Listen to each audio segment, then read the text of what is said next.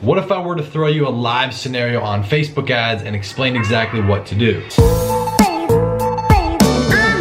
Yo, what is going on everyone? Hayden here coming back at you with a brand new video, and in this one, I'm gonna create a scenario with Facebook ads, something that is extremely likely to happen, and I'm gonna break down exactly what I would do as well as why I would do it, okay? So for this example, I've kind of outlined it inside of my computer. I know I need a haircut. I just don't trust any of the barbers in Thailand. I don't know, if you guys know a good haircut spot on Koh Samui in Thailand, let me know for sure, because this mop is, anyways, that's irrelevant. Anyways, I'm gonna create this scenario. It's gonna be one campaign with 4 ad sets inside of it. I'm gonna break down exactly what those are for, the budget, how the interests are targeted, as well as how much they've spent and kind of what the results were. And we're gonna build off of that. So this is kind of in the front end stages where you'd be starting to run some campaigns. A lot of you might not know this when it comes to Facebook. There's a lot that goes into it. You gotta make sure you follow the right process. But when you're running ads and just getting it going, the goal is not necessarily to make money. That's not the goal. And as weird as that might sound, a lot of my campaigns, the goal is just to identify my ideal target customer. So you got to get over that mental barrier. I know there was something, that was a mental barrier that I really struggled with. You know, okay, I'm going to spend $20. I'm not going to make anything back. You might make some money back on certain things, but it's not the reason, it's not the goal. And that is tough. That is tough, I know, as a beginner to grip and fully understand, but you have to if you want to make it work. Because at least the way I do things, I spend money to get information. Then I use that information to spend more money and then make money. But you gotta spend money to get that information. So if that makes sense, it'll make more sense here in a moment, but there's a lot of live situations you can run into, and there's like thousands of different outcomes. You need to understand every single point of what you would do. And I know that might sound confusing, it might sound overwhelming, but I mean, that's what we break down in depth inside of the program. So for you guys who are inside of there, you already know the different outcomes, the different situations. This is gonna be another live example. So see if before I give you the answer on what to do, you can kind of figure out what your play would be, what your move would be. So this stuff's really fun to me. I know I'm a big nerd when it comes to Facebook, but let's jump inside of my computer. All right, so for this one, like I said, it's gonna be one campaign with 4 ad sets inside of there. So the one campaign means one product. I'm just gonna keep this as simple as possible. That's the scenario. So for this exact example, picture this. 4 different ad sets running under that one campaign. They are all not doing a lookalike, they're not retargeting, it's just simple cold traffic. I have picked an interest and I'm flex targeting, which means there's only one interest, and then I'm gonna narrow those. I have a narrow as well. So this is just the situation, all right? And I'm gonna go through and give you guys some examples. We're gonna build this as we go. This is something you'll very frequently see and you're gonna have to run into and be able to solve. So these are all running at $20 a day. So far at this point where we're gonna be breaking it down, which it has to spend some money, ideally at least $20. They've spent about $30 each. Now, if you're running 4 ad sets at $20 a day, they're not all gonna be at $30 exactly spent at the same point. It's gonna be a couple dollar difference, it's no big deal. Don't worry about that. So these have been running for about a day and a half. Now, these are add to carts. So theoretically for this example, we already have some data on the pixel. We've been testing VC, doing a couple other ad strategies and stuff. We have some data. So we're testing add to carts. All 4 of them are add to carts. Here's what's gonna happen. Let's say one of them only has 1 add to cart. All the others have at least 3. They've all spent about the same. I'm gonna go ahead and kill that one. There's almost always going to be, I'm gonna type this out so you guys can screenshot this. Feel free to screenshot this, take a picture with your phone, whatever you gotta do. Almost always going, I'm not, I lost my train of thought. Always going to be one that is drastically underperforming the others. That's what's gonna happen usually when you have over 3 ad sets or campaigns running. I like to compare them against each other. So for those of you in the group who are always asking about that, I compare them against each other, not so much just looking for specific numbers from each individual ad set. So that's a good way to eliminate one. Usually you can just kill that. Before I kill it, I do break it down. So break down the bad one first because I wanna see both what worked and what didn't work. Now, I'm gonna go ahead, I'm gonna go to the ad set level. I'm gonna outline this for you guys. Okay, ad set level, and I'm gonna go to the breakdown. And depending on what we're doing, usually I'm primarily running just the US, so I don't need to break it down by country. We're gonna break down by age and gender, not age or gender. There's one right below it. I know a lot of people miss that. Age and gender, that's one option. And you're also, after you break it down by age and gender, gonna break it down for device. It's called placement and device. Where's the little @ symbol? Placement and device. I'm terrible at typing. Oh my goodness. Placement and device, okay? Why did I put that? Honestly, I'm just not in my train of thought for typing. Anyways, trying to think about the situation. So you're first gonna break it down for age and gender. And what you're looking for is a couple of the main categories, ideally 2, that got the most results for the best cost. So in this case, it's not a sale. You probably didn't make sales. If you did, that's great. That's an even harder piece of data, but you're looking for the add to carts. So just because one has 3 add to carts, let's say 25 to 34 has 3 add to carts. Right? Stay with me here, try and process this. 25 to 34, that age bracket for, let's say, just women has 3 add to carts at $4 a piece. And then 18 to 24 has 1 add to cart for $1.30. You cannot use the piece of data from 18 to 24 very much. You can't really rely on that because it's only been 1 add to cart. It needs to be at least 2. There needs to be multiple reoccurrence of this, because if there's one, that could just be random. It could be lucky. It means maybe not a lot of people in that age group are gonna be interested in, but you managed to hit one of them who is early on in the spending money situation.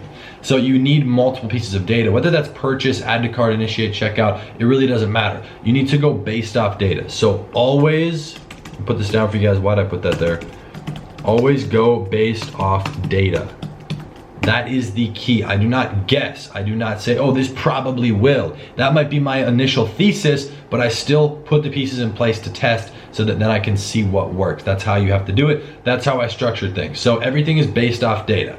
So what I'm gonna end up doing here is I'm probably gonna end up taking the 1 or 2 primary ad sets that are running and currently getting the best results based on multiple add to carts to the total price that it's spent, all right? So the best cost per result, also known as CPR. So the best CPR, I'm gonna take those, I'm gonna break it down for both age and gender. I'm gonna write down, I usually do this on a physical notepad, I've got mine right here. Physical notepad, I'm gonna write down usually the 2 best age brackets that got the best results. And then I'm also gonna break that ad set down for placement and device. Usually I'm gonna split between Facebook and Instagram. They're not gonna run together. If they are, you can see exactly what the results were. Was it from Facebook? Was it from Instagram? Was that iPhone? Was that Android? Was that desktop? You can see exactly where it is. Take note of the 1 or 2 main categories. Then what we're gonna do for the top 2 performing ad sets is we're gonna go ahead and duplicate them, and we're gonna make those changes. We're gonna adjust those little things that we just noted. I'm not gonna change the product. I'm not gonna change the budget. I'm not gonna change shit else except for those main 2 things. The age and gender and the placement and device. I'm gonna go like this to this. I'm going a little bit more narrow. Look at my hand motion. Talking with hand motions here. This is, I wanna make sure you guys fully grasp it. It's a lot of numbers I'm throwing at you without a visual. So I'm gonna go from here to a little bit more narrow. We're gonna see how that works. I'm gonna keep the original running for about a day or 2 until I know that duplicate was working, okay? And I'm only gonna leave the original running for the best 1 or 2. I'm gonna kill that first one, like I just said, that was underperforming the others. I'm probably gonna end up killing the second worst one after I break it down to take the data, because between those 3 that were the best, right? You don't really count the 4th one that was awful. The 3 that were the best, you'll be able to see some similarities between the age bracket. Was it male, female? Was it primarily Instagram that did better, or Facebook? You can see that information. Then you're gonna wanna make duplicates and go a little bit more narrow based off that. And you know, there's a lot of situations on top of that, different things that you can have happen. And even further, what do you do once those ones have spent $20 to $30? You gotta break it down again. You gotta be able to change things. Maybe you're gonna change the budget, scale it, kill it. There's so many different outcomes. So if you're gonna be running with this exact situation, and it's fairly simple for everything, it's gonna be initiate, checkout, purchase, whatever it is, that's still kind of the same outcome of this situation. You're gonna break it down and move a little bit more narrow on the information and the data from usually the best 2 ad sets. Now, if you only have 1 running, take that information, break it down further. I personally like to have multiple running because there's multiple things that I'm testing, but this one specifically, this is just for cold targeting. 1 interest for flex targeting. To keep it extremely simple, flex targeting again is where you're only targeting 1 interest. So I know for a fact it was because that 1 interest. If you have 6 interests stacked up and then you get 3 sales, you really don't know where the sale came from. What interest was it? So you can't remove any of those because you might be removing the one that actually brought the results. So that's something to think about. Here's one thing, I'm gonna show you guys a quick picture. We break all this stuff down, this specific example, and a lot more inside of the group and the program. Link down below, of course, always be plugging that stuff. But for those people inside of there, you know exactly the different outcomes on what we're doing based off what. So Facebook is all numbers, it's a numbers game. I've outlined a couple of the main numbers inside of this one. I hope you guys can see it. I can't really zoom in too much more. Anyways, we'll just focus on this right here. All right, this left one right now. Look at how much this is spent. And first of all, for those of you who say you test more than me, you're lying. I know for a fact you don't. Look at this one campaign for one product. 84 ad sets have been tested inside of here. I test like a mad scientist, like Ty Lopez says. That is what I test off of. These are all for lookalikes, so it's kind of out of this situation. It's a completely different ball game on the outcomes you have to do and the strategies on top of it. But these right here, look at these, what is this, 6 inside of here? One spent about 1,300, one's at 1,200, just a little bit under, 1,000, 7, 6, 6. So you can see they're spending some money. These are about 3/4 of the way optimized and very, very slightly to no scale yet. So getting them fully optimized as I slowly start moving into that scale phase, got to get that done first. So far, these are seeing an average of about a 3 to 4 ROI, 3 to 4x ROI on the money being spent. It spent about $13,000 and made 41,000.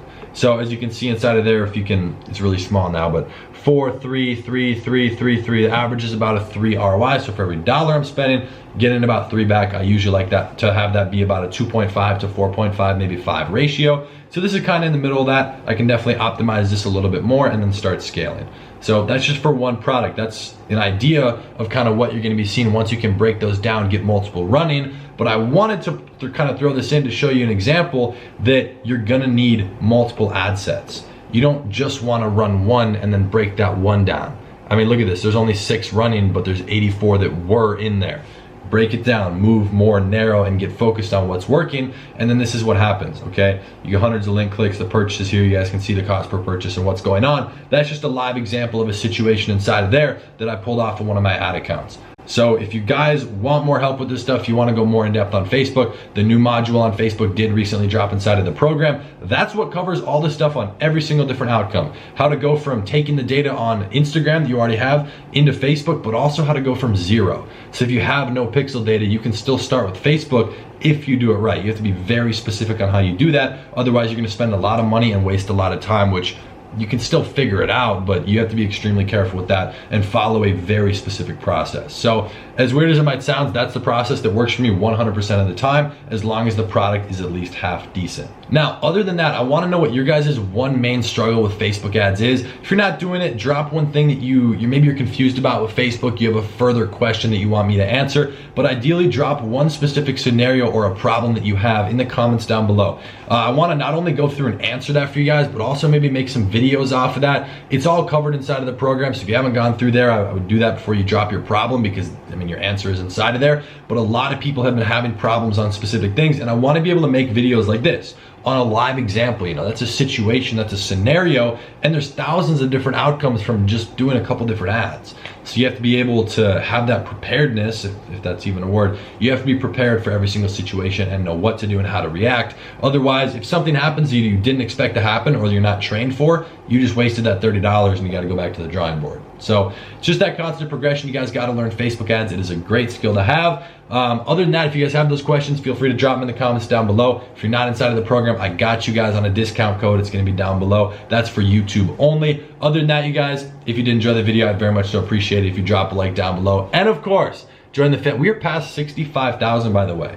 Thank you. That is like, we're gonna go to 200K this year. Bet on, just wait. So I do appreciate the support on every single video. And with that being said, I post every single day. So I'll be seeing you guys tomorrow on the next one. Peace.